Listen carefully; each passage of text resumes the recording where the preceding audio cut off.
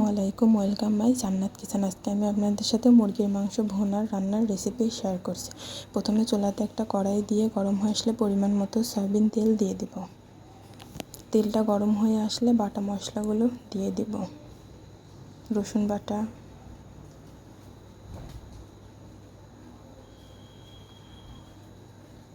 জিরা বাটা, গরম মশলা বাটা, পেঁয়াজ বাটা দিয়ে ভালোভাবে মশলাটা একটু নেড়ে নেব।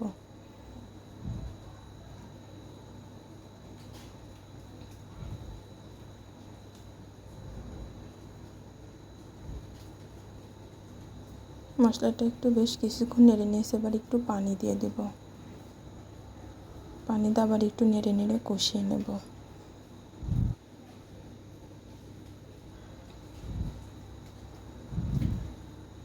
এবার গুঁড়া মশলাগুলো দিয়ে দিব। হলুদের গুঁড়া,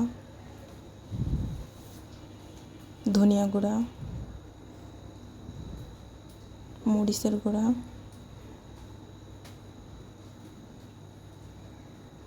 স্বাদ মতো লবণ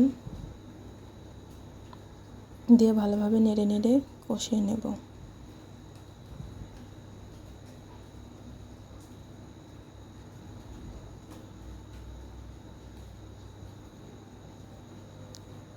মশলাটা অনেকখানি সময় নিয়ে কষিয়ে নিয়েছি। এবার কিছু মশলা দিয়ে দেব। তেজপাতা, দারচিনি, এলাচ, গোলমরিচ, লবঙ্গ। আবার ভালোভাবে মশলাটা নেড়ে কষিয়ে নেব কিছুক্ষণ। মশলাটা কষানো প্রায় হয়েই গেছে। এবার ধুয়ে রাখা মাংসগুলো দিয়ে দিব।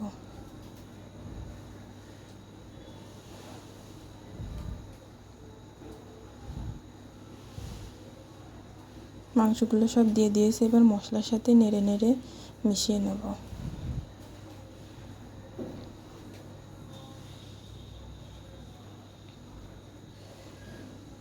তো মিশিয়ে নেওয়া হয়ে গেছে। এবার একটু ঢাকনা দিয়ে ঢেকে দেব।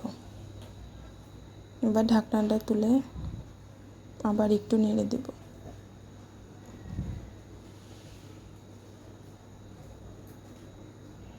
আমি এখানে কোনো প্রকার পানি দিই নাই, পানি বের হয়েছে, এই পানিতে রান্না হয়ে যাবে। এবার কয়েকটা কাঁচামরিচ কুচি দিয়ে দেবো,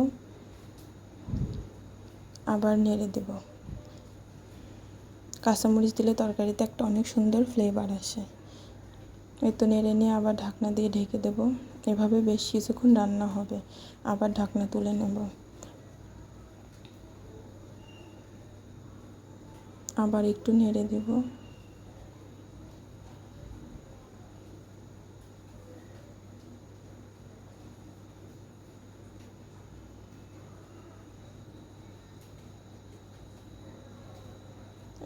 এইভাবে কিছুক্ষণ রান্না হবে।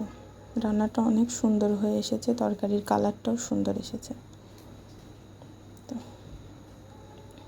রান্নাটা প্রায় শেষ। এবার ভাজা মশলা দিয়ে দেবো, জিরা, এলাচ, দারচিনি গুঁড়া।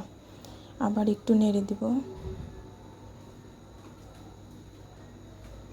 নেড়ে ভালোভাবে মিশিয়ে দিয়েছি। তরকারির কালারটাও এসেছে অনেক সুন্দর। রান্নাটাও প্রায় শেষ হয়ে এসেছে। রান্নাটা ভালো লাগলে অবশ্যই একটা লাইক, কমেন্ট এবং শেয়ার করে দেবেন। আল্লাহ হাফেজ, আসসালামু আলাইকুম।